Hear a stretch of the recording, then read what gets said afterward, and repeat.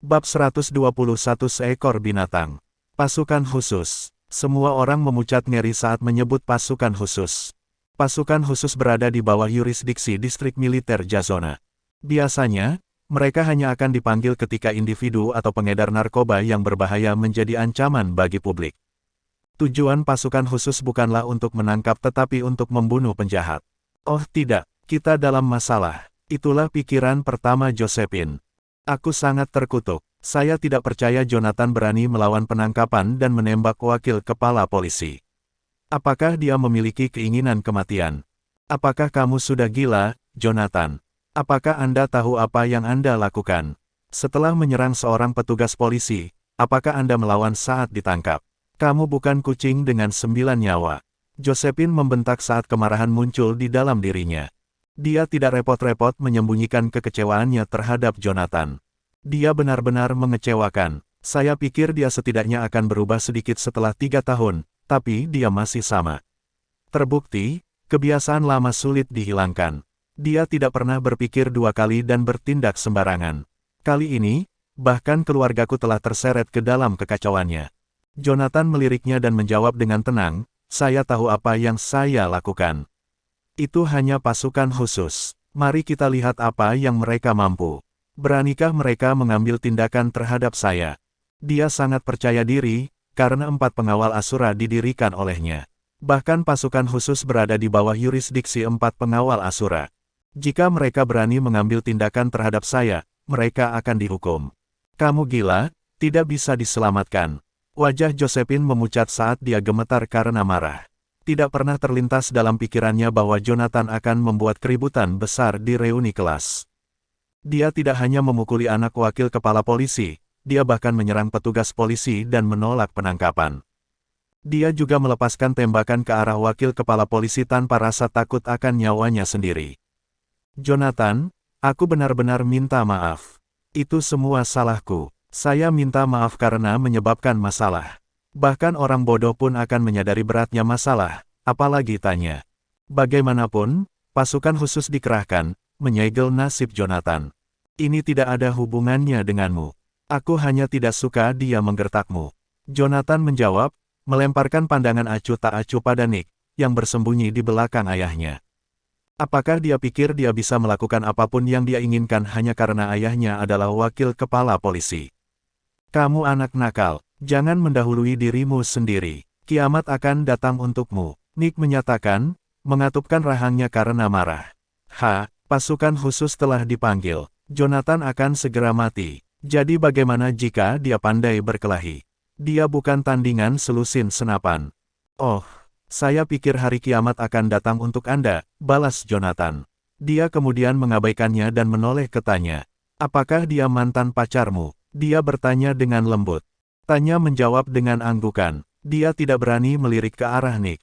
Jelas, Nick telah membuatnya sangat trauma sehingga dia bahkan tidak berani menatapnya.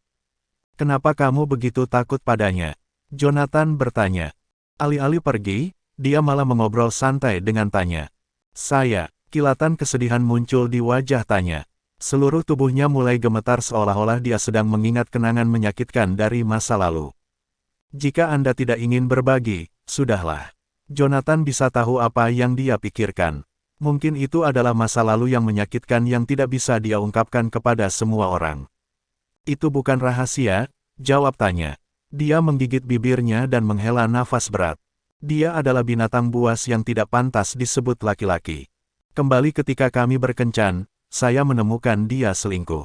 Alih-alih bertobat, dia memukuli saya dengan keras, mematahkan 3 tulang rusuk saya. Saya bahkan menderita gegar otak serius. Setelah itu, dia tidak mengizinkan saya untuk meninggalkannya. Saya harus melaporkan kepadanya keberadaan saya secara rinci setiap hari. Dia juga memasang kamera pengintai di rumah saya untuk memantau setiap gerakan saya.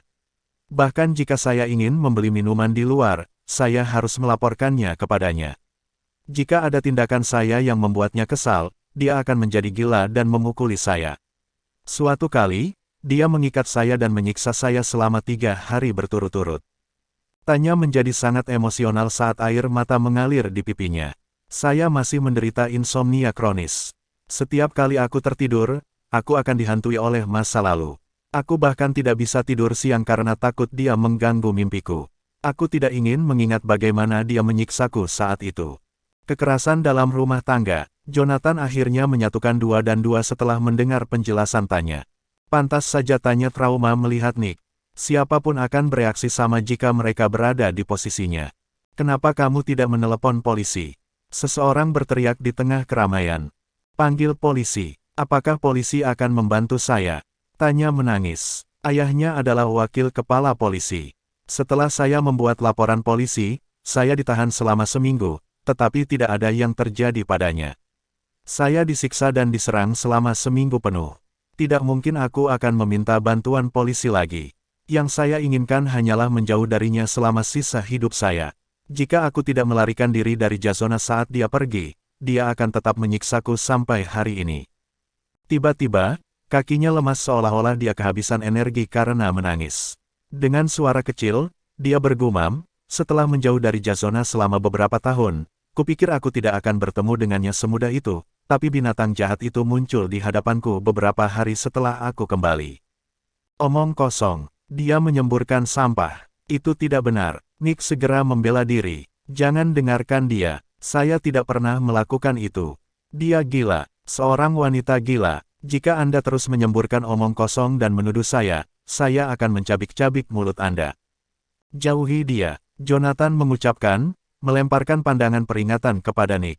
Yang terakhir langsung mundur beberapa langkah dan bersembunyi di belakang ayahnya seperti pengecut. Dia bahkan tidak berani menunjuk ke arah Jonathan. Cukup, Tanya, berhenti bicara. Josephine menarik Tanya yang emosional ke dalam pelukannya untuk memeluknya dengan nyaman. Dia AB * star yang pantas mati. Josephine, Tanya menangis di pelukannya. Melihat pemandangan itu, kerumunan yang mengelilingi mereka mau tidak mau menembakkan belati ke arah Nick. Nick dengan cepat menyangkal tuduhan Tanya. Jangan dengarkan dia, dia pasti sudah gila untuk mengada-ada. Tak satu pun dari kata-katanya yang benar. Namun demikian, tidak ada yang percaya padanya, karena Tanya terisak-isak di depan umum. Sebelum dia bisa mengatakan apa-apa lagi, gemuruh keras terdengar dari jauh. Bab 122 menolak penangkapan. 5 mobil polisi sedang membersihkan jalan untuk truk militer di belakang mereka. Tentara bersenjata muncul di depan mata, ekspresi mereka muram dan menakutkan. Pasukan khusus ada di sini. Pemandangan yang mengkhawatirkan menyebabkan para tamu terkesiap kaget. Oh, mereka ada di sini. Seru pria parubaya itu girang saat melihat mobil polisi dan truk militer. Kakinya tidak lagi goyah saat dia berdiri dan berlari ke mobil polisi. Berhenti. Saat pria parubaya menghalangi jalan mobil polisi, seorang pria tua berseragam polisi turun dari mobil. Apa yang terjadi, Jack? Dia tidak jelas tentang situasinya, karena wakil kepala polisi, Jack Tucker, tampak mendesak di telepon. Chief Barnstone, ada teroris di sini. Tolong tembak dia sekarang juga. Jack memohon. Mendengar permintaannya, atasannya, Red Barnstone, mengerutkan alisnya. Pria yang berbahaya, di mana dia? Itu dia. Jack menunjuk Jonathan tanpa ragu-ragu saat sinar samar kedengkian bersinar di matanya. Seketika, ekspresi Red menjadi gelap saat awan petir hitam yang tidak menyenangkan menguasai dirinya. Jack, apakah ini orang berbahaya yang kamu bicarakan? Iya itu betul. Melihat Red cemberut, Jack segera menjelaskan, Chief Barnstone, dia mungkin sendirian, tapi dia sangat mematikan. Unit taktis polisi bukan tandingannya. Dia juga penembak jitu yang hebat. Sebelumnya, dia melepaskan tembakan ke arahku. Jika saya tidak bereaksi dengan cepat, dia akan membunuh saya. Sungguh pria yang tidak tahu malu. Itu adalah reaksi pertama orang banyak. Beraninya Anda mengklaim telah bereaksi dengan cepat. Jonathan-lah yang menyelamatkan hidupmu. Jika tidak peduli seberapa cepat Anda tidak akan hidup sekarang. Dia bersenjata. Ekspresi Red yang sudah gelap entah bagaimana berubah menjadi lebih gelap mendengar kata-kata Jack. Ya, Jack melaporkan dengan hormat dengan kepala tertunduk. Dia mengambilnya dari petugas unit taktis polisi. Kamu tidak berguna. Red memelototi Jack, menutupi yang terakhir dalam penilaiannya yang dingin. Dia kemudian menoleh ke seorang pria yang mengenakan seragam militer di belakangnya dan berkata, Kapten Sharpe, pria ini bersenjata dan mematikan. Tolong beritahu anggota tim Anda untuk berhati-hati. Petik 2. Mengerti. Duncan Sharpe mengangguk singkat. Dia melambai dan memerintahkan dengan tegas, "Semuanya, siapkan senjatamu." "Iya Pak," anak buahnya menjawab serempak. Mengikuti perintahnya, para anggota pasukan khusus memuat senapan mereka dengan cepat. Tak lama setelah itu, Jonathan menjadi sasaran senapan yang tak terhitung jumlahnya. Jonathan, apa yang harus kita lakukan?" Suara tanya bergetar saat melihat pemandangan mengerikan dari senapan yang tak terhitung jumlahnya yang diarahkan ke mereka. Bahkan tangannya gemetar, kegelisahan menyelimuti pikirannya saat memikirkan malapetaka yang akan datang. "Jangan takut, mereka tidak akan berani menembak kita." Jonathan meyakinkannya, nada suaranya lembut.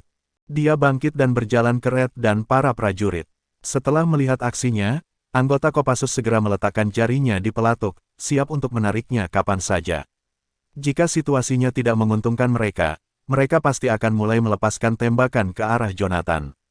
"Anda kepala Barnstone?" Jonathan bertanya sambil melirik Red. "Ya, benar," Red mengakui dengan cemberut. "Kau ingin bertemu denganku, kan? Aku di sini. Jika Anda memiliki sesuatu untuk dikatakan, katakan sekarang. Katakan pada mereka untuk berhenti mengarahkan senapan ke arahku." "Aku benci ketika orang lain mengarahkan senjata mereka ke arahku," jawab Jonathan, alisnya menyatu karena tidak senang. "Hal yang paling saya benci sepanjang hidup saya adalah memiliki orang lain menodongkan pistol ke saya." "Tidak, jangan lakukan itu." Sebelum Red bisa mengatakan apa-apa, Jack buru-buru memotong, "Chief Barnstone, jangan lupa dia bersenjata." Dia bahkan memukuli petugas unit taktis polisi sampai babak belur lebih awal. "Apakah kamu ketua, atau aku ketua? Jangan lupa bahwa aku atasanmu." Red memberinya tatapan tajam. Dia kemudian melambai dan mengeluarkan perintah. "Letakkan senjatamu. Mari kita lihat apa yang dia katakan." Jack membalas dengan lemah, "Tapi dia sangat berbahaya, Chief Barnstone." Kata-katanya dipotong oleh Red yang berseru, "Diam." Suaranya menunjukkan kekesalannya. Jack terdiam saat melihat kemarahan Red yang akan datang. "Teroris yang sangat berbahaya. Kata siapa? Anda?" Jonathan mencemooh setelah mendengar komentar Jack. "Hanya karena aku memukuli putramu karena mempermalukan wanita tak bersalah di depan umum, sekarang aku teroris yang sangat berbahaya."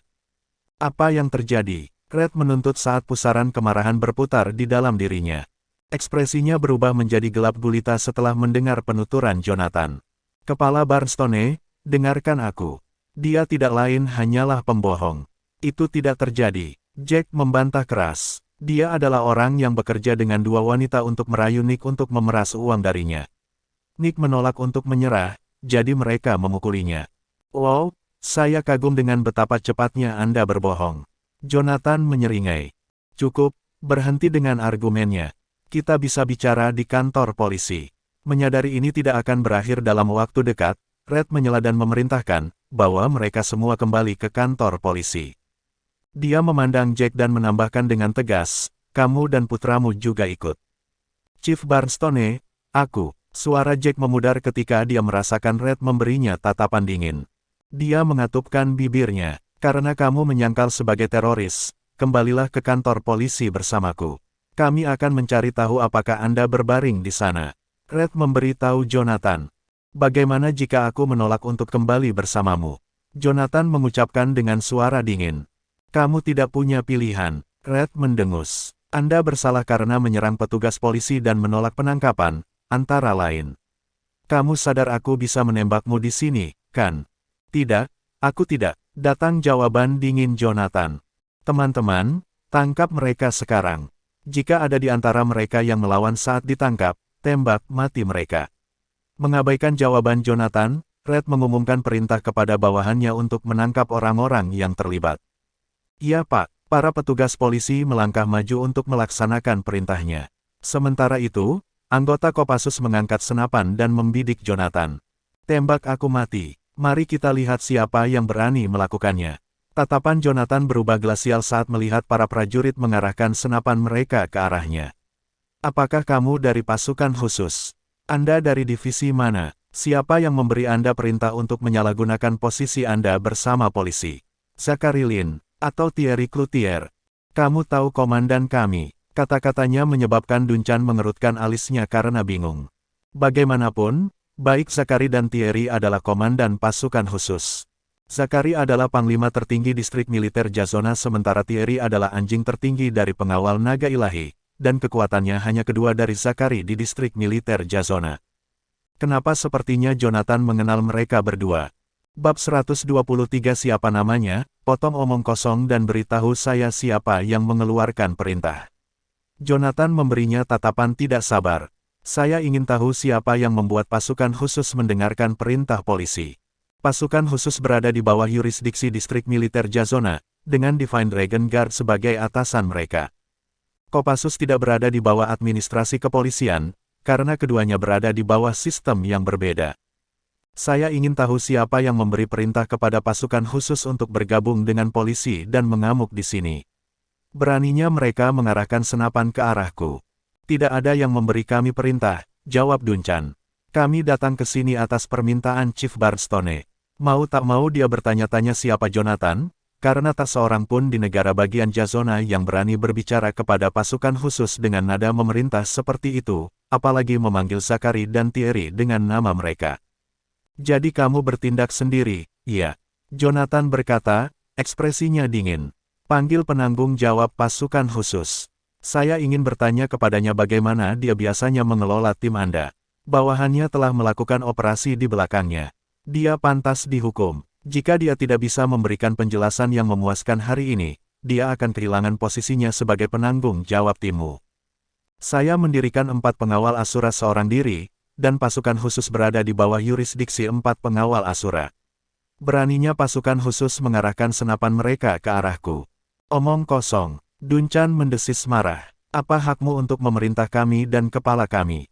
Kamu pikir kamu siapa? Kamu akan mengetahui apakah aku berhak memerintahmu saat kamu memanggil kepalamu. Jonathan tidak ingin membuang waktu lagi untuk meyakinkannya. Baiklah, Anda sangat ingin menemui ajal Anda, iya. Biarkan aku memenuhi keinginanmu. Duncan kemudian mengeluarkan ponselnya untuk menelepon. Beraninya dia ikut campur dalam urusan pasukan khusus. Dia pasti memiliki keinginan mati. Tak lama kemudian, suara berat seorang pria menggelegar dari ujung telepon. Halo. Duncan melaporkan, Komandan Cloutier, saya Kapten Duncan Sharpe dari pasukan khusus tim 1. Sebelum dia bisa menyelesaikan kalimatnya, Thierry memotong dengan tidak sabar, tentang apa ini? Saya bertemu dengan seorang teroris di sebuah restoran di Jazona, tapi dia sepertinya mengenal Anda dan memaksa saya untuk menelepon Anda, Duncan mengungkapkan, menyeringai sinis ke arah Jonathan. Dia tahu bahwa Thierry adalah orang yang paling pemarah di antara semua penjaga naga ilahi. Saat Jonathan berani memerintah mereka, dia mengira Thierry akan meledak dalam kemarahan. Mengapa kamu melakukan seperti yang diperintahkan? Apakah Anda kapten pasukan khusus tim 1? Atau sandera orang itu? Saya tidak melihat Anda menjadi penurut selama pelatihan. Seperti yang diharapkan, Thierry menjadi sangat marah dan menyatakan dengan marah, mengapa Anda pikir saya tahu seorang teroris? Jika Anda menelepon saya di tengah malam lain kali untuk masalah sepele seperti itu, Anda harus merenungkan kesalahan Anda selama sebulan di ruangan yang gelap. Ya, Komandan Cloutier, Duncan menjawab, tangannya gemetar karena dimarahi. Saat hendak menutup telepon, Thierry tiba-tiba bertanya, ngomong-ngomong, siapa nama orang itu? Siapa namamu? Duncan mengulangi pertanyaannya sambil menatap tajam ke arah Jonathan. Jonathan Goldstein, datang jawaban Jonathan yang tenang dan terkumpul. Namanya Jonathan Goldstein, Komandan Cloutier, lapor Duncan patuh.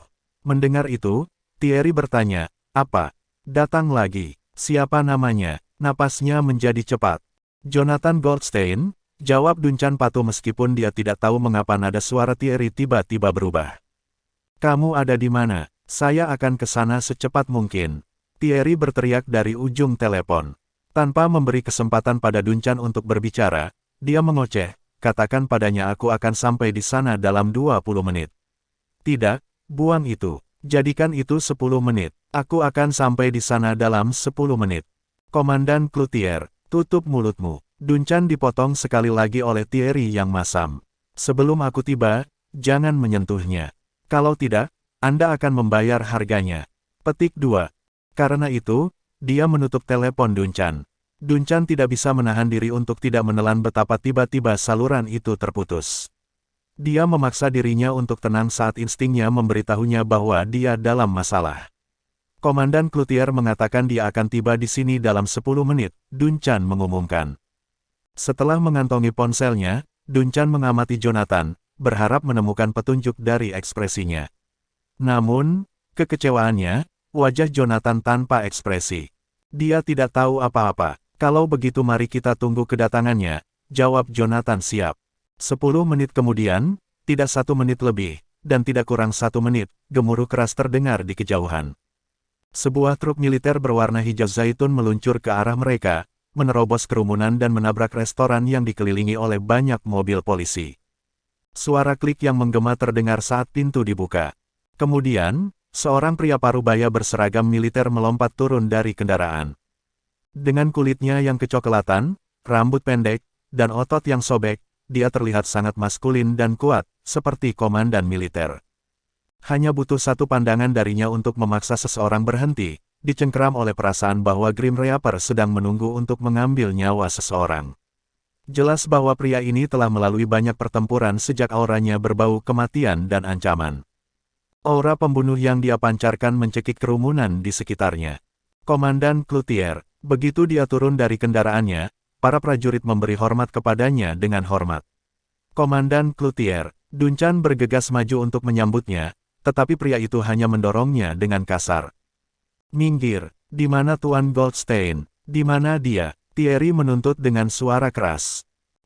Goldstein. Duncan tampak benar-benar bingung. Dia membuka bibirnya, hendak bertanya siapa itu, ketika tatapan atasannya mendarat pada Jonathan.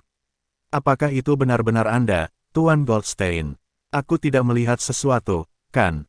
Tanya Thierry. Dia hampir tidak percaya bahwa Jonathan berdiri di depannya.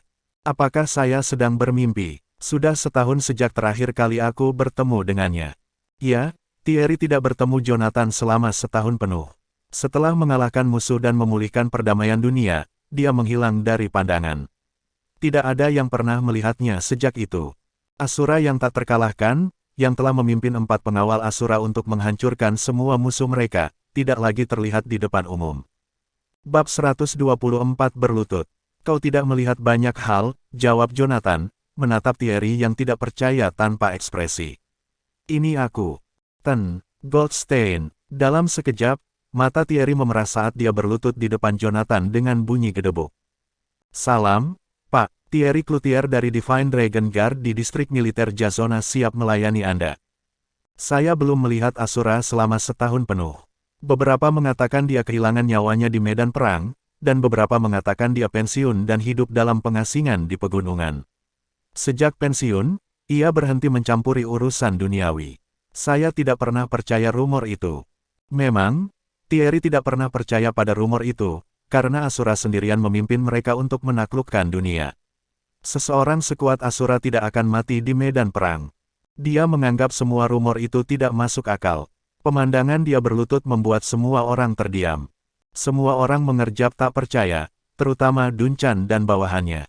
Mereka bertanya-tanya apakah mereka melihat sesuatu. Apakah kita berhalusinasi? Apakah anjing teratas dari pengawal naga ilahi, yang kedua dalam komando di distrik militer Jazona, yang hanya 1 peringkat di bawah Raja Perang, berlutut di depan seorang pemuda berusia 20-an. Bagaimana ini mungkin? Dia bahkan belum pernah berlutut di hadapan Raja Perang. Tetap berlutut, perintah Jonathan dengan nada dingin. Lihat apa yang telah berubah menjadi pasukan khusus di bawah pimpinanmu. Mereka punya nyali untuk mengarahkan senapan ke arahku.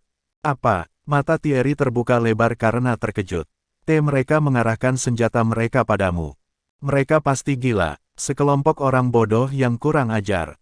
Beraninya mereka mengarahkan senapan mereka ke Asura. Hanya perlu 1 pukulan dari Asura untuk melenyapkan mereka. Siapa yang menodongkan senjata mereka ke Tuan Goldstein? Keluar sekarang juga. Thierry menoleh ke bahunya, tatapannya menyemburkan api. Dia tidak repot-repot menyembunyikan kemarahannya. Komandan Cloutier, itu aku. Akulah yang mengeluarkan perintah itu. Duncan tidak punya pilihan selain melangkah keluar dan mengakui kesalahannya. Lagi pula, dialah yang membawa anak buahnya ke sini dan memerintahkan mereka untuk mengarahkan senjata mereka ke Jonathan. Tidak ada orang lain yang bisa disalahkan. Kau memberi perintah. Beraninya kamu. Thierry menatap Duncan dengan tatapan permusuhan sebelum mengeluarkan pistol dari pinggangnya dan mengarahkannya ke kepala Duncan. Aku bisa menembakmu di kepalamu sekarang. Duncan langsung berkeringat dingin karena tindakan Thierry yang tiba-tiba. Komandan Cloutier. Dia tahu Thierry akan menembak, karena dia adalah pria yang mudah tersinggung. Jika Komandan Cloutier marah besar, dia akan menembakku tanpa ragu-ragu. Komandan Cloutier, ini salah paham. Duncan buru-buru menjelaskan, wajahnya pucat pasi. Kepala Barnstone lah yang menelepon saya dan meminta bantuan pasukan khusus untuk menangkap seorang teroris. Saya hanya mengerahkan pasukan di bawah permintaannya. Petik 2. Benar-benar omong kosong. Tuan Goldstein bukan teroris. Thierry berteriak dengan marah. Dia sangat marah sehingga dia hampir menembak bawahannya yang bodoh. Adalah Jonathan Goldstein yang memimpin 4 pengawal Asura untuk menaklukkan dan menyatukan Canaya. Bagaimana dia bisa menjadi teroris? Saya tidak tahu teroris yang mereka tuduh adalah Tuan Goldstein, jawab Duncan. Matanya memerah. Sebagai kapten tim 1 pasukan khusus, dia tidak pernah dimarahi dengan kasar. Sayangnya, dia tidak berani membalas Thierry. Aku akan memberimu pelajaran saat kita kembali. Thierry menyatakan, menjepitnya dengan tatapan layu. Dia kemudian menoleh ke Jonathan dan bertanya dengan hati-hati, Mr. Goldstein, bolehkah saya tahu apa yang terjadi di sini? Bagaimana menurutmu? Jonathan memberinya tatapan dingin. Mengapa kamu menanyakan alasan mengapa pengawal naga ilahi mengarahkan senjata mereka ke arahku? Thierry, jika aku tidak puas dengan caramu menghadapi situasi ini, kamu akan kehilangan posisimu sebagai komandan Divine Dragon Guard. Kemasi barang-barangmu dan enyahlah. Thierry meminta maaf tanpa henti. Saya benar-benar minta maaf, Tuan Goldstein. Itu salahku karena tidak mengawasi mereka. Saya bersedia menerima hukuman apapun. Dia tidak berani membela diri, karena itu memang kelalaiannya. Tidak perlu menjelaskan lebih jauh. Dia siap dihukum. Potong omong kosongnya. Saya akan memberi Anda 10 menit untuk menangani ini. Saya tidak punya waktu untuk disia-siakan. Jonathan melemparkan tatapan dingin padanya. Tanpa penundaan lebih lanjut, Thierry bangkit dan berjalan ke Red. Chief Barnstone, saya berhak mengetahui kebenarannya. Komandan Cloutier, bisakah kita membawa ini ke kantor polisi? Datang jawaban Red. Ekspresinya menjadi gelap, karena rasanya memalukan ditanyai oleh Thierry di depan umum. Tidak, Thierry langsung menolaknya. Apakah Anda tidak mendengar Tuan Goldstein? Aku hanya punya 10 menit. Katakan saja apa yang terjadi. Aku, Red terdiam, pipinya terbakar karena malu. Komandan Cloutier, bahkan jika kamu adalah penanggung jawab dari Divine Dragon Guard, kamu tidak punya hak untuk menanyaiku. Polisi dan penjaga naga ilahi berada di bawah sistem yurisdiksi yang berbeda. Oh, saya tidak punya hak untuk menanyai Anda. Bibir Thierry membentuk garis keras saat ekspresinya berubah menjadi kemarahan. Akan kutunjukkan siapa bosnya di sini. Karena itu, dia memberi perintah singkat. Teman-teman, bawa mereka kembali ke markas kita. Ya Pak, para prajurit menyerbu ke depan untuk menangkap mereka seperti yang diperintahkan. Mereka tidak mengindahkan posisi Red dan Jack, kepala polisi dan wakil kepala polisi, karena mereka terikat oleh kewajiban untuk mematuhi semua perintah. Komandan Cloutier, apa ini? Ekspresi Red mendung atas perintah Thierry. Hak apa yang dimiliki pengawal naga ilahi untuk menangkapku? Jangan beri aku omong kosong itu. Aku akan memberimu 1 kesempatan terakhir. Maukah Anda, atau Anda tidak akan mengungkapkan kebenaran? Thierry memperingatkan dengan nada mengancam. Bahkan jika Kingston Warhol ada di sini, aku akan menangkapnya karena menyinggung Tuan Goldstein, apalagi Red Barnstone, yang hanya kepala polisi. Aku akan mengungkapkan semuanya. Sambil menggertakkan giginya, Red memaksa dirinya untuk menelan penghinaan itu. Komandan Cloutier, saya akan melaporkan ini kepada Gubernur, Kingston Warhol. Jawaban acuh tak acuh Thierry. Waktumu tinggal 1 menit. Jack, katakan padanya apa yang terjadi, kata Red, menoleh ke bahunya. Menatap Jack, dia tidak bisa tidak mengutuk yang pertama dalam hati karena menyebabkan semua masalah. Itu semua salah Jack bahwa saya telah dipermalukan di depan orang banyak.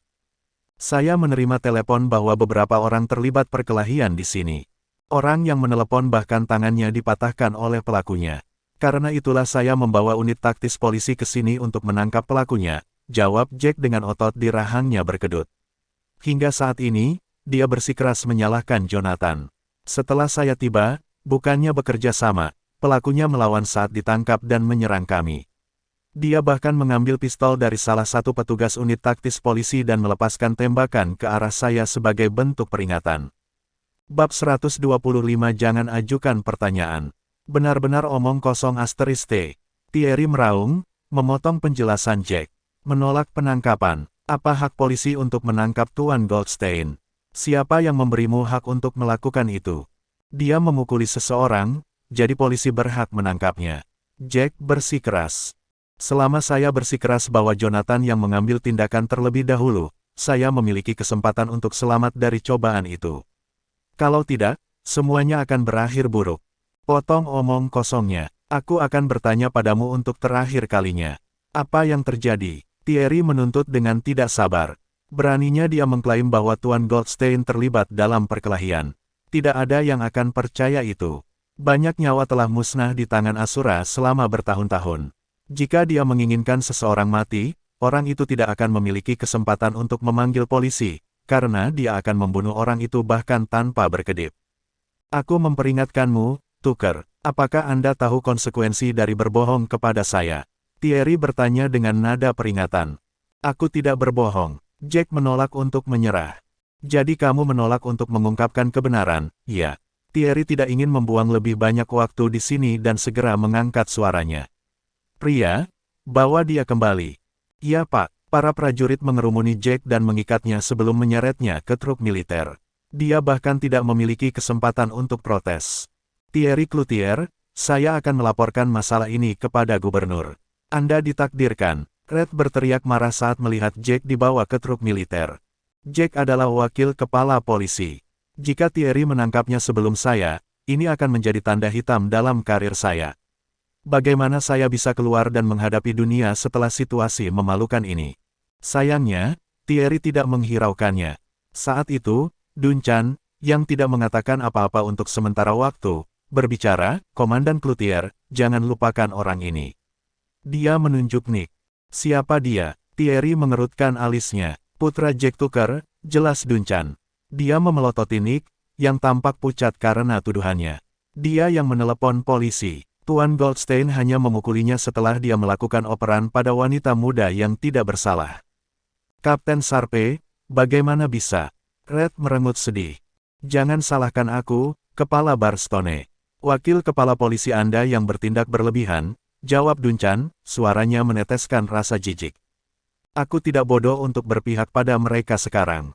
Pengalaman saya berguna. Bahkan anjing top dari Divine Dragon Guard membungkuk pada Jonathan. Wakil kepala polisi bukan apa-apa. Dia yang menelepon polisi. Thierry mengerutkan kening. Dia memandang Nick dan berseru, anak muda, kamu punya nyali untuk mempermalukan wanita muda yang tidak bersalah di depan umum, ya. Bawa dia kembali. Ya Pak, para prajurit segera berbaris maju untuk melaksanakan perintahnya. Kamu tidak bisa menangkapku. Wajah Nick menjadi pucat saat melihat para prajurit datang untuknya. Apa hakmu untuk menangkapku? Saya tidak melakukan kesalahan apapun. Kami akan mencari tahu apakah Anda melakukan kejahatan di pangkalan militer, Thierry menyimpulkan, memutar matanya dengan putus asa. Biarkan aku pergi. Anda tidak dapat menangkap saya. Nick mencoba membebaskan dirinya, tetapi sosoknya yang ramping tidak sebanding dengan anggota pasukan khusus. Ekspresi panik mengambil alih wajahnya saat dia mengalami kegelisahan yang tidak menyenangkan. Bam! Seseorang menendang perutnya, dan dia langsung berhenti meronta.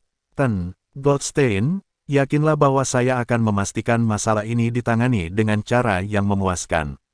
Setelah Nick diseret keluar, Thierry menghampiri Jonathan dengan hati-hati. Jonathan mendengus sebagai tanggapan dan menggelengkan kepalanya sedikit. Jika saya tidak puas dengan solusinya, Anda akan berkemas dan meninggalkan pengawal naga ilahi. Dimengerti, Tuan Goldstein, datang jawaban Thierry. Dia kemudian menatap Jonathan dengan ragu sebelum berkata, Tuan Goldstein, kemana saja kamu selama setahun terakhir ini?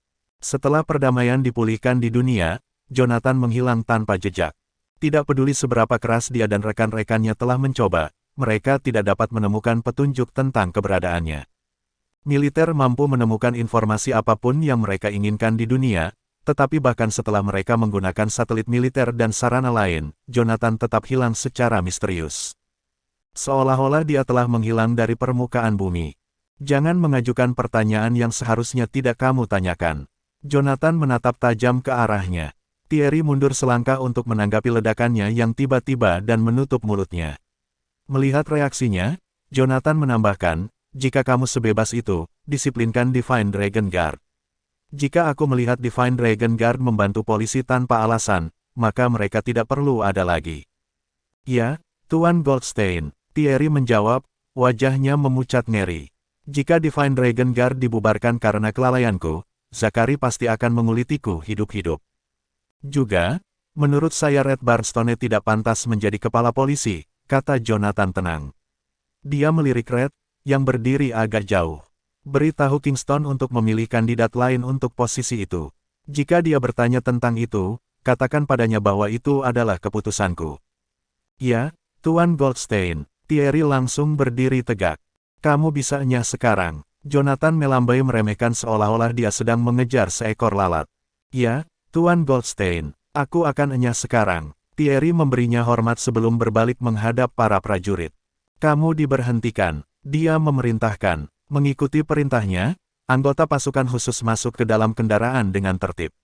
Raungan keras bergema di udara saat mesin menderu hidup, dan truk militer melaju pergi, meninggalkan jejak debu di belakangnya. Tepat setelah truk militer meninggalkan tempat kejadian, Duncan, yang berada di kursi penumpang, melemparkan pandangan penasaran ke arah Thierry. Komandan Cloutier, bolehkah saya tahu siapa Tuan Goldstein? Mengapa Anda sangat menghormatinya? Sebenarnya, itu deskripsi yang terlalu ringan. Di hadapan Jonathan, Thierry begitu patuh dan jinak seperti anak domba, seperti yang dilakukan Duncan di depan Zachary. Jelas bahwa dia takut pada Jonathan. Bahkan ketika Thierry bertemu dengan Zachary di pangkalan militer, dia tidak seperti budak. Jaga mulutmu. Jangan bertanya tentang sesuatu yang tidak seharusnya kamu lakukan. Thierry menatap tajam Duncan, membungkamnya. Saat kita kembali ke markas, kunci dirimu di ruangan gelap selama sebulan. Bawa bawahan Anda yang bergabung dengan Anda dalam operasi ini juga. Ingatlah untuk merahasiakan kejadian hari ini. Jika ada di antara kalian yang membocorkannya, kalian akan dihukum karena membocorkan rahasia militer.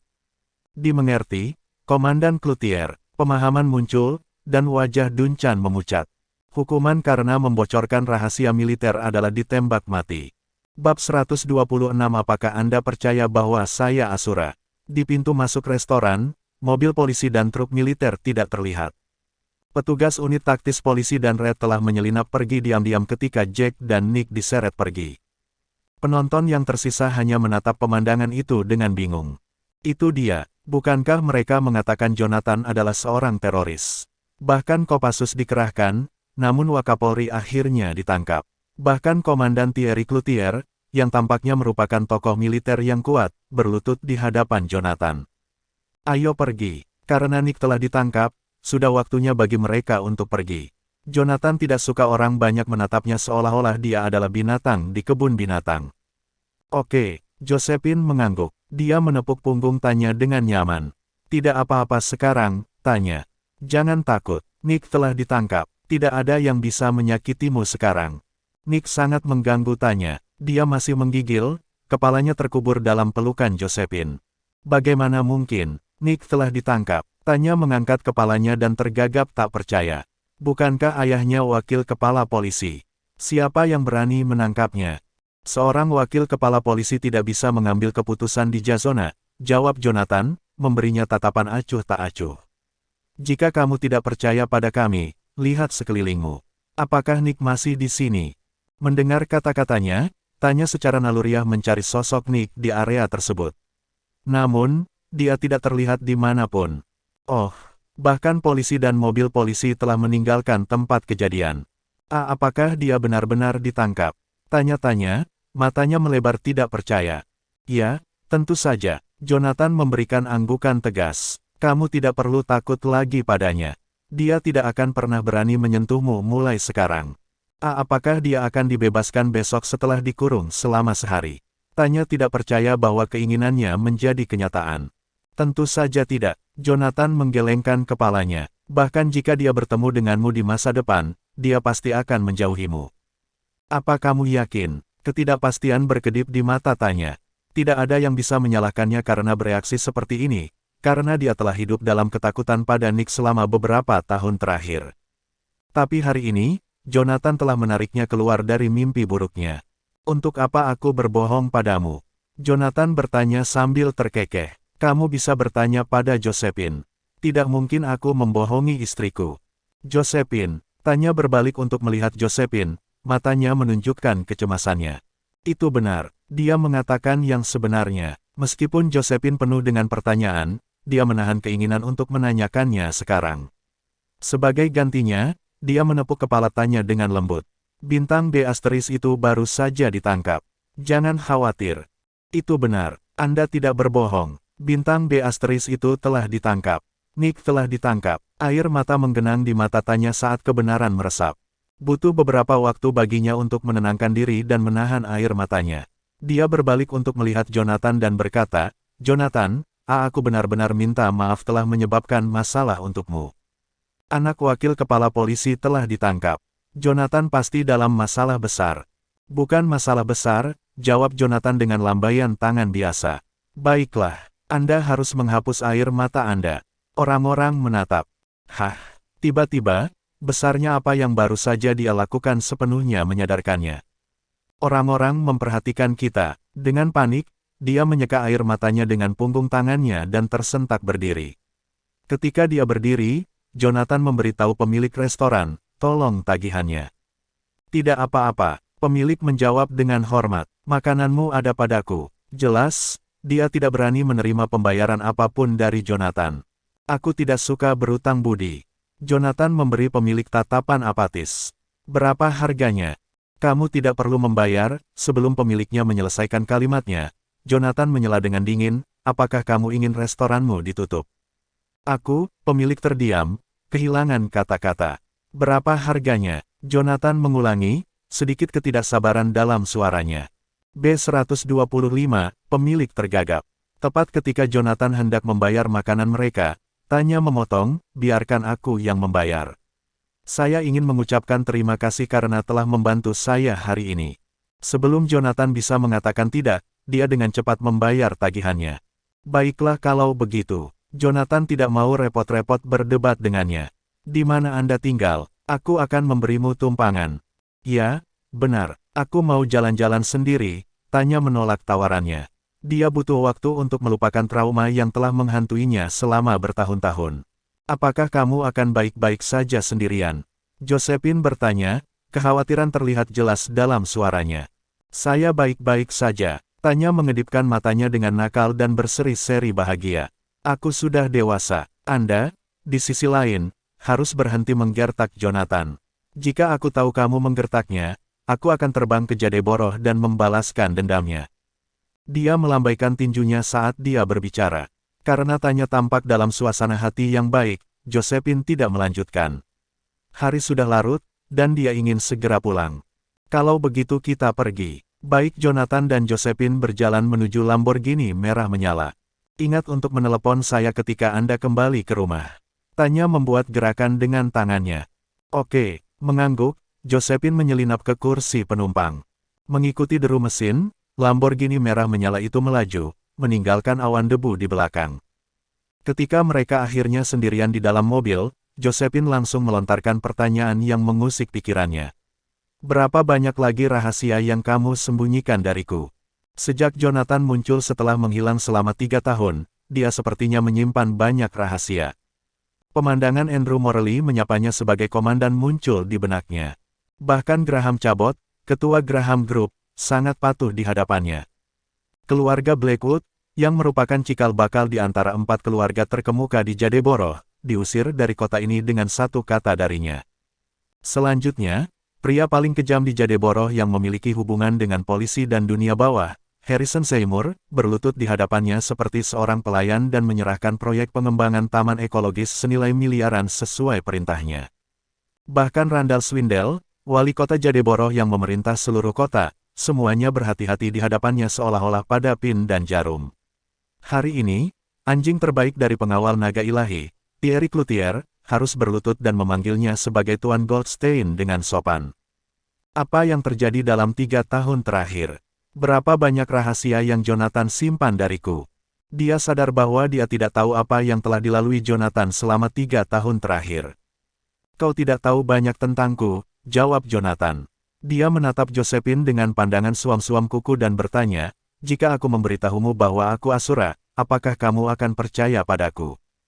Bab 127 Kepercayaan. Jonathan, seriuslah. Josephine tidak bisa menahan diri untuk tidak menatapnya. Dengar, aku tahu kau tidak akan percaya padaku. Jonathan terkekeh melihat alis Josephine yang berkerut. Aku sudah memberitahumu sebelumnya, kan? 3 tahun lalu, Zachary dan aku melakukan penaklukan. Saat itulah saya bertemu Thierry. Saat itu, dia hanyalah seorang prajurit biasa. Kemudian, saya menyarankan kepada Zachary bahwa dia mampu mengambil alih pengawal naga ilahi, dan Zachary menerima saran saya. Jadi, dia berutang budi padaku. Petik 2. Apa yang dikatakan Jonathan memang benar, sampai batas tertentu. Ketika dia pertama kali mengenal Thierry, yang terakhir memang seorang prajurit biasa. Namun, bukan dia yang membuat saran itu, Zachary lah yang menyarankan Thierry untuk memimpin pengawal naga ilahi.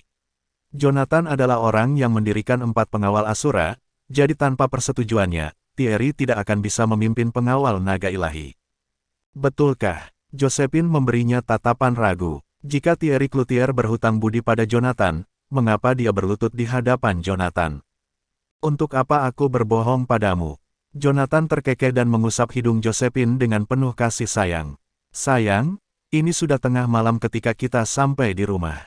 Kenapa kita tidak keluar malam ini? Kalau begitu, kemana kita harus pergi? Alis Josephine berkerut saat dia menatapnya dengan tatapan ingin tahu. Hotel, tentu saja. Jonathan berdeham karena malu. Ini akan terlambat ketika kita kembali ke rumah. Semua orang pasti sudah tidur. Bagaimana jika kita membangunkan mereka? Kita bisa mendapatkan kamar di hotel dan berbagi ranjang yang sama. Apakah kamu yakin tidak ingin mengganggu mereka? Josephine memutar matanya dengan putus asa. Jelas apa yang ada dalam pikiran Jonathan. Tentu saja, jawab Jonathan. Jika kamu tidak percaya padaku, kita bisa memiliki selimut terpisah. Bagaimana kedengarannya? Itu ide yang buruk. Josephine balas, melotot padanya. Ayo kita kembali ke rumah. Saya harus pergi ke Graham Group besok untuk mengambil alih proyek pengembangan taman ekologis. Apakah kamu tidak akan memikirkannya lagi? Desak Jonathan, menolak untuk menyerah semudah itu. Tidak, Josephine menjawab. Dia menutup matanya, tidak ingin melihat Jonathan untuk kedua kalinya. 1 jam kemudian, mobil berhenti di depan 01 villa. Dalam kegelapan, Josephine menutup pintu kamarnya dengan keras dan bahkan mengunci pintu tanpa ragu-ragu. Mendengar bunyi klik kunci, Jonathan hanya bisa menghela napas tak berdaya. Mengapa dia bersikeras mengunci pintu ketika dia tidur? Apakah dia tidak percaya padaku? Malam berlalu dalam sekejap mata. Ketika Jonathan bangun di pagi hari, Josephine tidak terlihat. Dia melihat Emmeline duduk di sofa di ruang tamu, asyik dengan drama yang diputar di TV. Seperti biasa, lengan Margaret akimbo saat dia menyuruh Connor berkeliling. Tampaknya Connor adalah penolong, bukan suaminya. Kau sangat bodoh. Apakah kamu tidak tahu cara mengepel lantai? Lihat dirimu, orang tua bodoh. Keberadaan Anda hanya berfungsi untuk membuang-buang makanan. Sungguh idiot yang tidak berguna. Petik 2. Saat itu masih pagi, tapi Margaret sudah sangat marah. Dia menunjuk Connor dan menegurnya dengan keras, tetapi Connor hanya membungkuk tanpa mengucapkan sepatah kata pun. Adapun Emmeline, sepertinya dia tidak menyadari penderitaan ayahnya. Dia menundukkan kepalanya dan menggulir ponselnya dengan santai, sesekali melirik TV. Jelas, dia sudah terbiasa dengan pertengkaran orang tuanya. Alis Jonathan menyatu dalam ketidaksenangan melihat pemandangan itu. Dia kemudian melangkah keluar dari mansion. Apa yang kamu lihat? Saat Connor menatap sosok Jonathan yang mundur, Margaret menarik telinganya dengan marah. Jika kamu cukup mampu untuk membeli mobil sport dan rumah mewah seperti Jonathan, aku tidak perlu membentakmu setiap hari. Kalian berdua pecundang, tapi kenapa dia bisa seberuntung ini? Bagaimana dia bisa mengenal Raja Perang? Bagi Margaret, Jonathan hanya beruntung bisa mengenal Raja Perang. Tanpa dukungan Zachary, dia bukan siapa-siapa. Dia hanya menantu keluarga Smith. Setelah meninggalkan nomor 1 villa, Jonathan menelepon Graham. Tak lama kemudian, panggilan itu tersambung. "Ten, Goldstein," sapa Graham dari ujung telepon. "Apakah kamu masih di Jadeborough?" Jonathan bertanya. "Ya, saya masih di sini. Apakah Anda membutuhkan saya, Tuan Goldstein?" Ada sedikit kegembiraan dalam suara Graham. "Aku tidak percaya dia memanggilku secara pribadi. Pilih tempat untuk kita bertemu dan bicara," kata Jonathan. Dia telah menyetujui Graham Group untuk bekerja sama dengan keluarga Smith dalam proyek taman ekologi, jadi dia perlu memberitahu Graham tentang hal itu. Meskipun Graham Group sekarang miliknya, Graham adalah orang yang mengelola perusahaan. "Aku saat ini berada di sebuah kafe di kota. Haruskah saya mengirim sopir saya untuk menjemput Anda?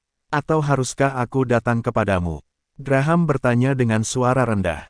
"Beri aku alamatnya, aku akan menuju ke sana sekarang." Menutup telepon, Graham mengirim Jonathan alamat kafe. Jonathan memanggil taksi dan menuju kafe di kota. Kafe tempat Graham berada tidak berada di pusat kota. Sebenarnya, itu di gang kecil, agak terpencil. Mustahil untuk memperhatikan kafe jika seseorang tidak cukup memperhatikannya. "Ten, Goldstein." Saat Jonathan turun dari taksi, Graham sudah menunggunya di depan kafe. "Mengapa kamu memilih lokasi terpencil seperti itu?" Jonathan memberinya tatapan ingin tahu sebelum melirik papan nama. "Cafe Twinkle, itu nama yang bagus. Saya ingin berada jauh dari kota yang ramai," jawab Graham dengan senyum canggung. Setelah mereka masuk ke kafe, Jonathan menyadari bahwa kafe itu cukup kosong. Tidak banyak pelanggan di dalam. Namun, dekorasi di kafe memberikan suasana hangat dan romantis. Jelas sekali bahwa pemiliknya adalah seorang gadis muda. Kafe ini biasanya kosong. Tidak banyak pelanggan di sini. Graham memimpin Jonathan masuk sambil memperkenalkan kafe kepadanya. Tapi pemiliknya baik. Tidak hanya dia cantik, tapi dia juga orang yang ramah. Dia juga suka membaca buku. "Oh, sepertinya Anda tidak di sini untuk minum kopi. Apakah Anda di sini untuk mengadilinya?" Jonathan meliriknya. "Membaca buku, hentikan tindakannya. Cukup jelas dia ada di sini untuk pemiliknya." "Iya." Graham terbatuk saat senyumnya berubah lebih canggung. "Ten, Goldstein, jangan menggodaku. Aku tidak begitu muda. Kenapa aku harus mengadilinya? Cukup kepura-puraanmu. Aku tidak tertarik dengan kehidupan cintamu." Jonathan menyatakan. Melihat betapa malunya Graham, dia langsung menuju topik pembicaraan. "Saya ingin berbicara tentang kolaborasi antara Graham Group dan keluarga Smith." "Oh, silakan, Tuan Goldstein." Ekspresi Graham berubah muram saat menyebutkan bisnis. Tepat setelah dia mengucapkan kata-kata itu, pintu kamar pribadi mereka didorong terbuka. Bab 128 Perangkap. Selanjutnya, seorang wanita dengan gaun putih panjang masuk. Dia tampak agak muda, tampaknya berusia 20-an. Rambut panjangnya dengan santai disampirkan di bahunya, membuatnya sangat elegan. "Bisakah saya meminta teman Anda minum, Tuan Cabot?" Wanita itu hanya berdiri di dekat pintu dengan bijaksana tanpa mengganggu mereka. Mendengar itu, Graham menoleh ke arah Jonathan. "Minuman apa yang ingin Anda minum, Tuan Goldstein?" "Hanya air biasa saja sudah cukup," jawab Jonathan santai. Dia tidak terlalu suka minuman yang merangsang seperti kopi dan sejenisnya. "Tentu." Wanita itu mengangguk mengiyakan. Tepat ketika dia akan mendorong pintu, dia secara tidak sengaja melihat sekilas wajah Jonathan. Untuk sesaat, dia jatuh ke dalam kesurupan dan secara refleks memanggilnya, "Bos." "Bos." Alamat itu membawa Jonathan kembali ke 4 tahun lalu dalam sekejap. Sudah bertahun-tahun sejak terakhir kali saya mendengar orang memanggil saya seperti itu. Ketika dia melirik dari balik bahunya untuk melihat wanita itu, secercah kejutan melintas di matanya. "Pohon Willow, mengapa kamu di sini?" "Ini benar-benar kamu, bos." Wanita itu, Willow Yandal, akhirnya yakin bahwa dia tidak salah orang setelah Jonathan mengenalinya. "Kalian berdua kenal?" Graham terkejut saat melihat Jonathan ternyata kenal dengan pemilik kafe. Mengingat identitasnya, mengapa dia harus berkenalan dengan pemilik kafe sederhana? "Ya," Jonathan mengangguk mengiyakan. "Dia dulu karyawan saya, tetapi perusahaan saya kemudian bangkrut dan bahkan berutang banyak. Setelah mengeluarkan gaji terakhir mereka, saya tidak pernah melihat mereka lagi." Willow adalah karyawan perusahaan yang dia mulai selama usaha bisnisnya 4 tahun lalu, tetapi dia kehilangan kontak dengannya setelah bangkrut. Saya tidak pernah berharap untuk bertemu dengannya di sini. Kamu punya perusahaan. Sok tertulis di seluruh wajah Graham. Dia bahkan punya perusahaan, dan bahkan bangkrut. Ini terdengar seperti fantasi.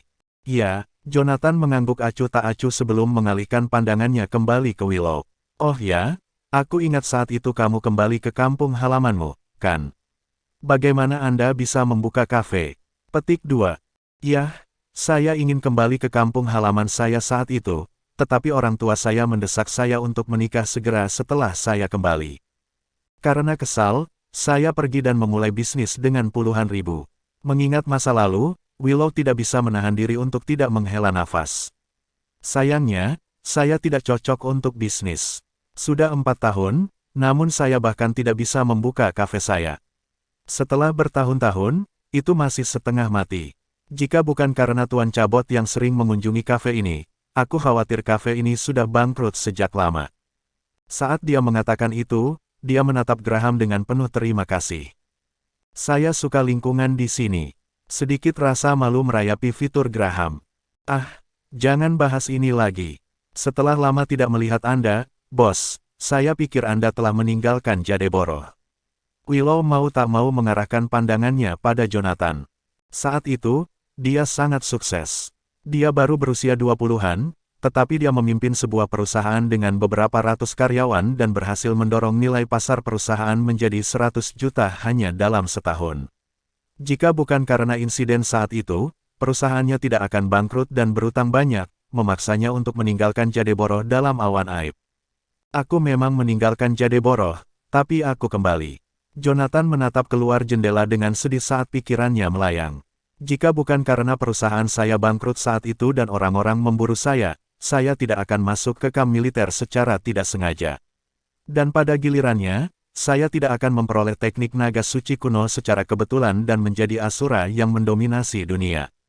Lalu, apakah kamu bertemu Tavion ketika kamu kembali kali ini? Willow bertanya hanya dengan berbisik. Tavion, mendengar nama itu, ekspresi Jonathan berubah drastis. Bukankah Tavion sudah pergi?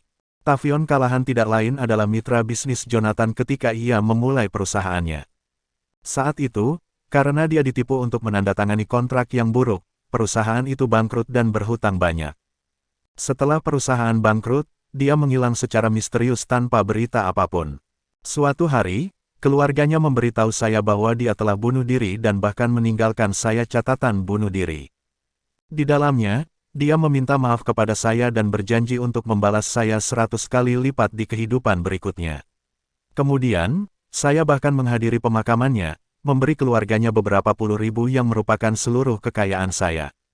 Setelah melakukannya, saya hanya memiliki sedikit lebih dari 100 yang tersisa.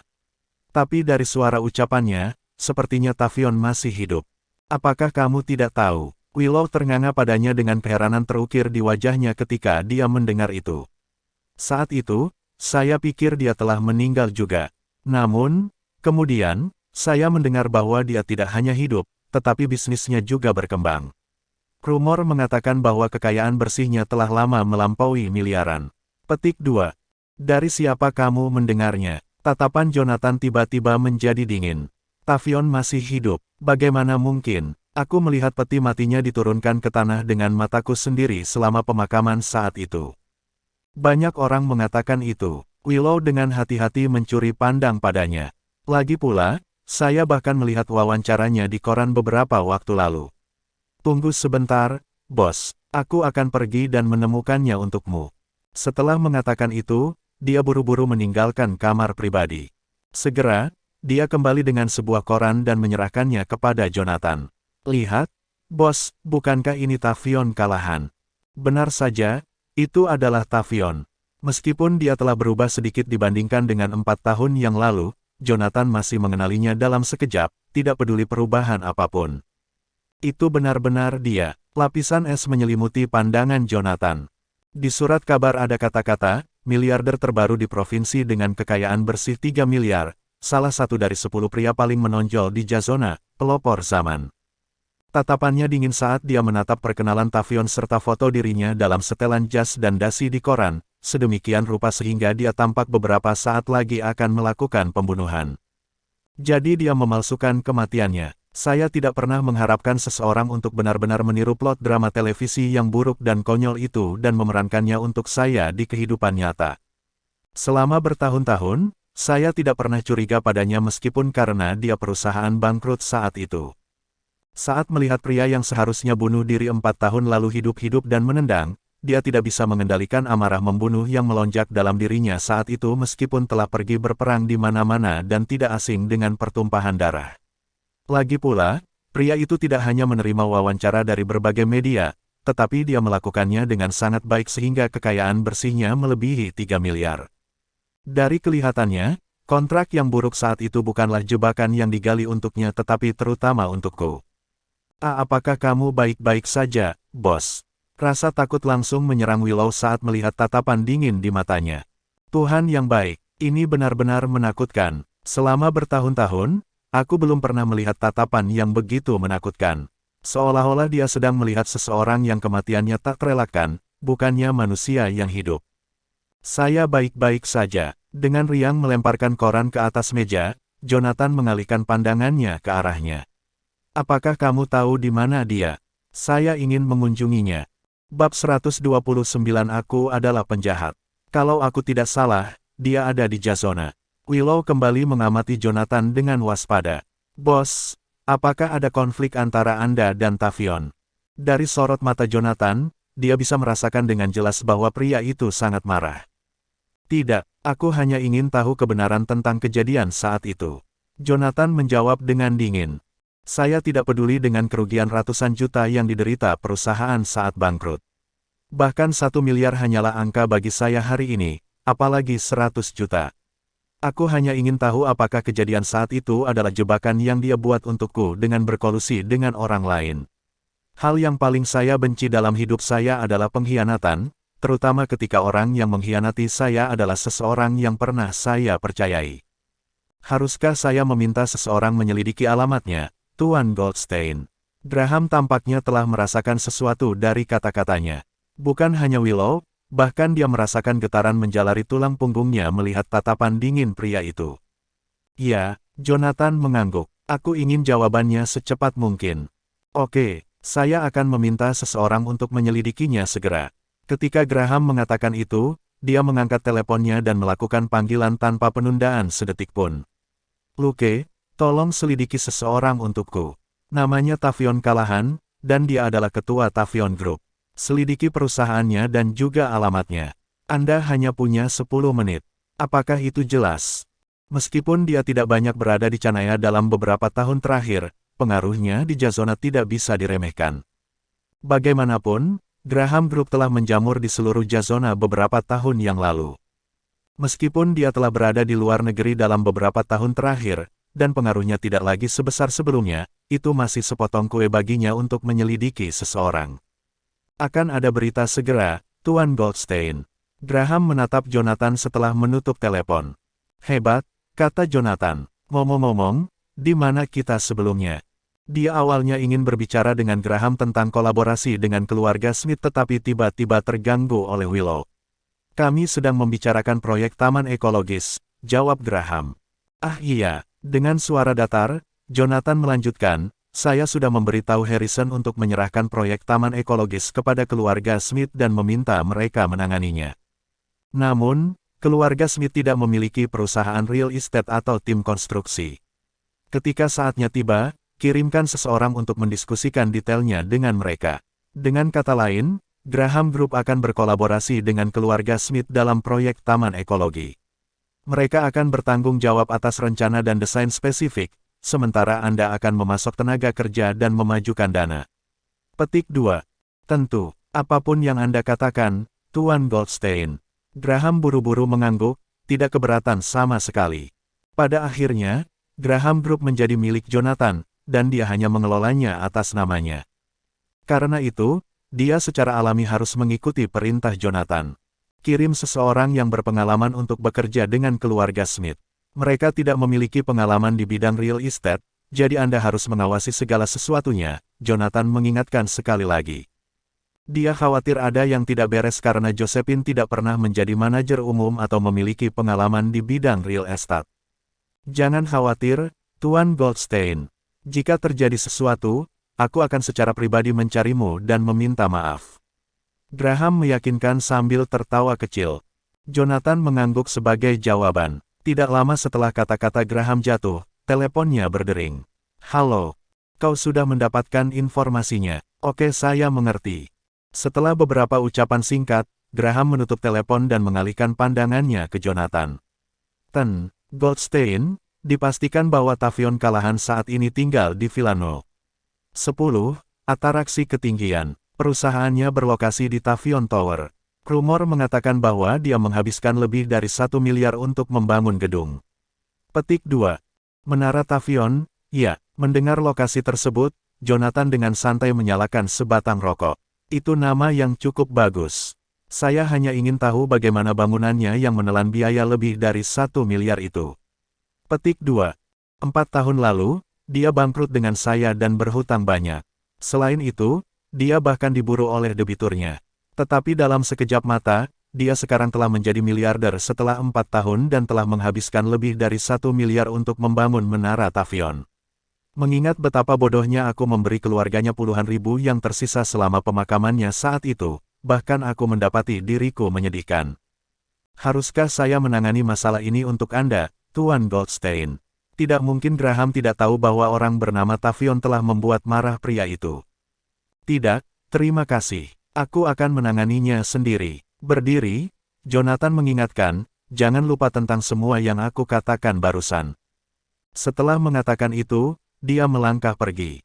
Aku akan mengantarmu, Tuan Goldstein. Graham buru-buru mengikutinya keluar. Tidak apa-apa, Jonathan menolak dengan tenang. Saat dia melangkah keluar dari kafe, rasa dingin memasuki matanya tanpa peringatan. Beberapa menit kemudian, dia memanggil taksi dan menuju ke Jazona. Ketika sopir taksi mendengar bahwa dia akan pergi ke Tavion Tower, dia tidak bisa menahan diri untuk tidak melirik Jonathan dan bertanya, apakah kamu bekerja di Tavion Tower, nak? Tidak, Jonathan menggelengkan kepalanya. Ah, kesalahanku, kalau begitu. Sambil tersenyum padanya, sopir taksi itu berkata, biarkan saya memberitahu Anda sesuatu. Pemilik menara Tavion luar biasa. Saya mendengar bahwa dia baru berusia 20-an, tetapi dia sudah memiliki kekayaan bersih beberapa miliar. Juga, saya mendengar bahwa pembangunan menara Tavion saja menelan biaya lebih dari 1 miliar. Katakan, bagaimana dia bisa begitu cakap ketika dia masih sangat muda? Beberapa miliar adalah jumlah yang sangat besar bagi seorang sopir taksi, dan dia bahkan tidak berani membayangkan memiliki uang sebanyak itu. Kau cukup berpengetahuan, Jonathan berkomentar dengan suara terpisah. Tentu saja, sambil terkekeh, sopir taksi melanjutkan, saya bahkan mendengar bahwa dia dulu memiliki bisnis di Jadeboro. Beberapa waktu kemudian, mitra bisnisnya ditipu untuk menandatangani kontrak yang buruk, yang menyebabkan kebangkrutan perusahaan. Juga dikabarkan bahwa itu karena mitra bisnisnya sehingga dia dililit hutang. Jika bukan karena ketangguhannya yang dia lewati, mitra bisnisnya itu pasti sudah menghancurkannya sejak lama. Menurut cara berpikir saya, dia benar-benar sesuatu yang lain. Dia tidak hanya melunasi semua hutangnya, tetapi dia bahkan memulai dari awal dan menciptakan Tavion Group dengan nilai pasar beberapa miliar. Jika putraku setengah mampu darinya, aku tidak akan masih mengemudikan taksi di jalanan pada usia ini. Saat dia berbicara tentang Tavion, kecemburuan di wajahnya terlihat jelas. Sebaliknya, ekspresi Jonathan berubah menjadi lebih dingin ketika dia mendengar omong kosong sopir taksi. Di mana kamu mendengar itu? Rekan bisnis Tavion menyabotnya dan bahkan membuatnya terlilit hutang. Kemudian, dia bahkan melunasi hutangnya dengan tangguh. Dengan kata lain, saya adalah penjahat yang menyebabkan perusahaan bangkrut saat itu dan bahkan meninggalkan setumpuk hutang di belakang saya. Bab 130 ada dua pilihan. Aku mendengarnya dari pemilik menara Tavion. Saya bahkan menonton wawancaranya di televisi tahun lalu atau tahun sebelumnya, dan dia mengatakannya sendiri. Jawab sopir taksi dengan santai. Ah, dia sendiri yang mengatakannya, ya. Setelah mendengar itu, Jonathan tidak bisa menahan cibiran. Betapa tak tahu malunya dia untuk membicarakan masalah itu saat itu. Selain itu, Dia bahkan menjadikan dirinya korban dan aku menjadi penjahat yang membuatnya bangkrut. Apakah kamu akan pergi ke Tavion Tower untuk wawancara pekerjaan, nak? Sopir taksi tidak memperhatikan ekspresi dingin Jonathan dan terus mengobrol dengannya. Saya mendengar bahwa persyaratan untuk pekerjaan di sana cukup tinggi. Anda setidaknya memiliki gelar sarjana, iya. Saya pergi ke sana untuk mengunjungi pemilik Tavion Tower, Tavion Callahan, sendiri. Jonathan mengakui dengan suara singkat. Kau berkenalan dengannya. Keheranan terpancar di wajah sopir taksi saat mendengar bahwa Jonathan berkenalan dengan pemilik Tavion Tower. Wajahnya polos, dan dia tidak tampak seperti orang kaya. Saya tidak pernah berharap dia berkenalan dengan pemilik menara Tavion. Ya, sambil tertawa terbahak-bahak, Jonathan berkata, saya adalah rekan bisnis yang dia klaim telah menyebabkan dia bangkrut. Kunjunganku kali ini tidak lain adalah untuk bertanya padanya apakah dia membenciku karena telah membuatnya melalui semua itu saat itu. Dalam sekejap, ekspresi pengemudi taksi berubah, dan wajahnya memerah. Dia ingin mengatakan sesuatu, namun kata-kata itu tersangkut di tenggorokannya. Secara keseluruhan, dia tampak sangat tersiksa. Meskipun demikian, Jonathan tidak dalam mood untuk peduli tentang dia. Dia mengeluarkan ponselnya dan melakukan panggilan sebagai gantinya. Tak lama kemudian, suara yang dalam dan menggelegar terdengar di ujung telepon. Halo, Tuan Goldstein. Ya, ini aku. Dengan suara rendah, Jonathan memerintahkan, selidiki seseorang untukku. Namanya Tavion Callahan, dan dia adalah pemilik Tavion Group di Jazona. Saya ingin semua yang ada padanya dalam 5 tahun terakhir, termasuk jumlah makanan yang dia makan setiap hari, jumlah wanita yang dia tiduri, dan jumlah uang yang masuk ke rekening banknya. Aku ingin semua itu. Apakah dia menyinggung Anda, Tuan Goldstein? Suara di ujung telepon menjadi sedingin es sekaligus, dan niat membunuh di dalamnya jelas terlihat bahkan melalui telepon. Jangan mengajukan pertanyaan yang seharusnya tidak kamu tanyakan. Anda hanya perlu membantu saya menyelidiki semua yang saya katakan sebelumnya.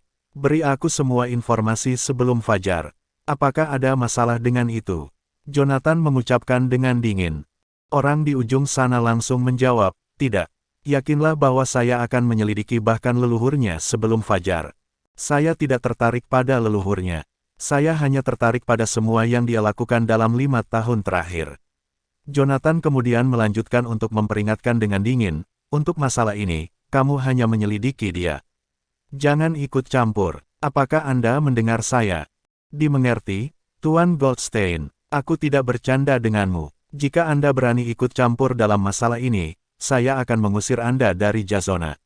Juga, Anda akan diberhentikan dari posisi Anda sebagai Raja Perang. Selama bertahun-tahun, ini adalah pertama kalinya Jonathan memperingatkan Zachary. Sebagai salah satu dari 4 Raja Perang dan orang yang paling dia percayai, Jonathan tidak pernah mengancamnya seperti yang dia lakukan hari itu. Tentu saja, dia juga tidak pernah semarah hari itu. Apakah masalahnya kali ini sangat serius, Tuan Goldstein? Di ujung telepon yang lain, Zachary dengan tanggap merasakan sesuatu yang berbeda dari nada bicara pria itu. Bahkan melalui telepon, dia bisa mendengar kemarahan dalam suara pria itu. Ya, ini sangat serius sehingga saya harus menanganinya sendiri. Kemudian Jonathan menutup telepon tanpa memberinya kesempatan untuk mengucapkan sepatah kata pun. 1 jam kemudian, taksi berhenti di depan Tavion Tower. Tak dapat disangkal, menara Tavion memang megah, karena tersebar di puluhan hektar. Plakat batu di pintu masuk dengan tulisan, Menara Tavion, bahkan lebih mengesankan. Halo Pak, bagaimana saya bisa membantu Anda? Seorang resepsionis yang mempesona dengan rok pendek hitam segera maju ke depan dan menghalangi jalan Jonathan begitu dia memasuki lobi.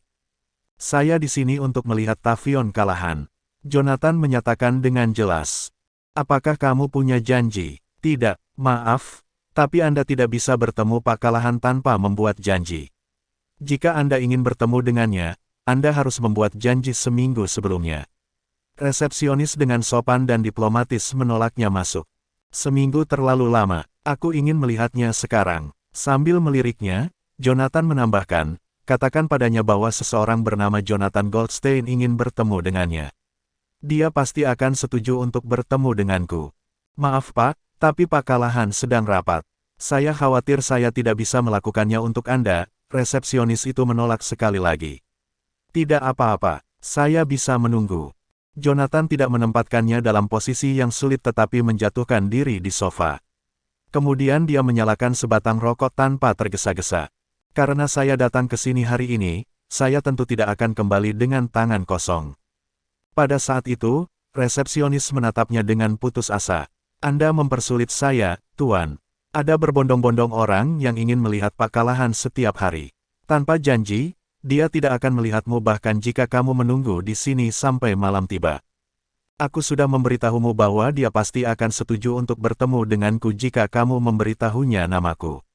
Selanjutnya, Jonathan melirik penjaga keamanan yang mendekat perlahan sebelum dia mengangkat matanya ke arahnya dan memperingatkan, sebaiknya Anda tidak memprovokasi saya dengan metode seperti itu. Kalau tidak, Anda pasti akan menyesalinya. Petik 2. Tuan, Anda salah paham. Ketika niatnya terungkap, resepsionis hanya bisa melambaikan tangan ke penjaga keamanan dan memberi isyarat kepada mereka untuk kembali ke pos mereka. Ketika mereka mundur, dia menoleh ke Jonathan sekali lagi dan menegaskan, Tuan, Anda benar-benar mempersulit saya. Jika saya benar-benar ingin mempersulit hidup Anda, saya akan berdiri di depan pintu bos Anda sekarang. Memandangnya tanpa perasaan, Jonathan menyatakan, saya akan memberi Anda 10 menit untuk mempertimbangkan ini. Entah Anda memberitahu atasan Anda sesuai perintah saya, atau saya akan dengan paksa menendang pintu kantor bos Anda. Ada 2 pilihan, tentukan pilihanmu. Tuan, Anda resepsionis itu sangat kesal sehingga wajahnya berubah menjadi topeng kemarahan. Tetapi ketika dia akan berbicara lebih jauh, beberapa pria kekar dengan jas hitam dan kacamata hitam yang tampak sangat mirip pengawal berjalan ke lobi pada suatu saat. Di belakang beberapa pria kekar itu ada seorang pria berjas putih yang menonjol seperti jempol yang sakit. Callahan. Begitu resepsionis yang awalnya marah melihat pria berjas putih, dia segera menghilangkan kekesalannya dan memaksakan senyum profesional. Pria berjas putih itu mengakui dengan riang. Bahkan tanpa meliriknya, dia melewatinya. Namun, begitu tatapannya menyapu Jonathan dengan acuh tak acuh, dia membeku dan menghentikan langkahnya. Bersambung.